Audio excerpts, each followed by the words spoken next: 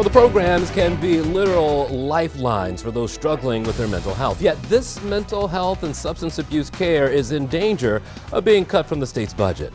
In Annapolis, organizations at the front lines of this fight made their case to the General Assembly. They said unless the General Assembly takes action, those in crises could be left on their own in their most vulnerable moments. I ended up turning to 988, and that genuinely saved my life. Without that counselor being there to talk me out of the crisis I was in, and also forward resources that were local to me to help me find shelter, to find a therapist, and even just general resources that I could use and utilize, I probably wouldn't be here. And one of the organizations doing the work is the Sante Group. Joining us now is the CEO, Michelle Grigsby Hackett. Also with us is Allison Palladino. She's director of the Baltimore County Crisis Response System. Good to see you both. Thanks for having us. In the time that we're in right now, I think folks are faced with all kinds of, trauma right now, whether they're talking about politics or at home or crime in the neighborhood. How are people coping right now, would you say? People are definitely experiencing concerns with behavioral health issues. It's a stressful time for everyone for a wide variety of reasons. And the 988 Lifeline centers are put in place so that somebody can reach out anytime, anywhere to a trained counselor to offer assistance, supportive counseling, and resources if needed. I feel like it's important to note that the 988 call centers are part of a larger community network of providers to offer different levels of care depending on the needs of the individual.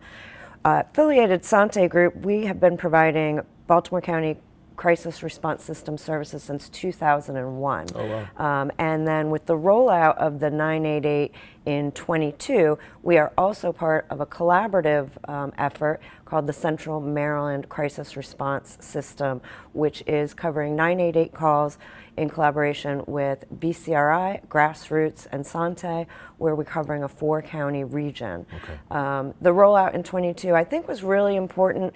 You know, everybody knows I need help, call 911. Yeah. This made it, the 988, more readily accessible and easy to remember with that 3-digit number. Tell me about, compare the difference between the willingness to talk to someone about a mental health issue in 2001 or 2000 versus 2025. Do you feel that people are more willing to pick up the phone and dial now, or at least reach out to someone?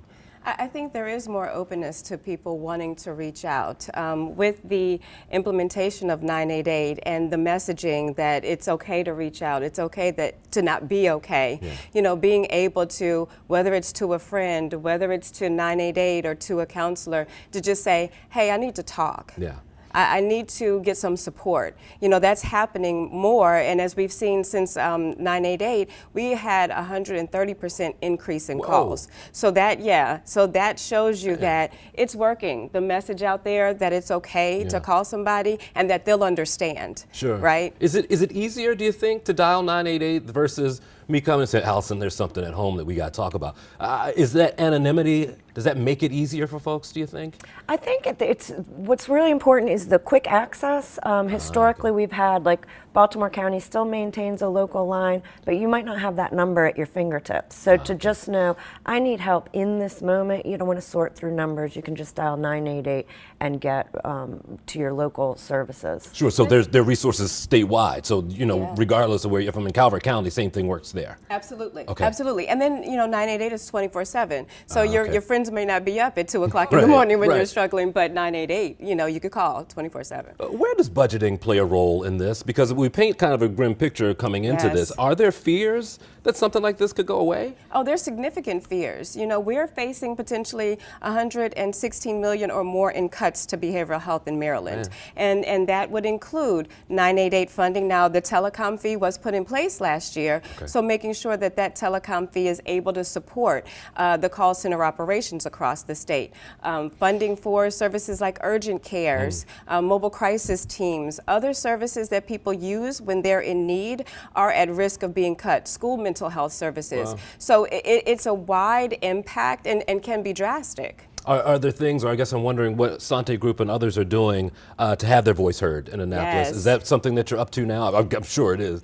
I'm literally planted there. The last few weeks of session, meeting with legislators, holding press conferences, providing testimony at hearings, really getting the word out to make sure people know that the funding needs to be preserved. Because it is open now and people are utilizing it, and these are stressful times, the last thing you want to cut is the resource. Because what happens is it costs more in the long run in increased utilization of emergency departments, 911, all of the resources that are already burdened and tapped need to be utilized for what their services are and not to have to be utilized for what's already in place. Okay, Allison, we have a minute left. If I am someone who's in need of help, tell me some steps I need to take in order to find it.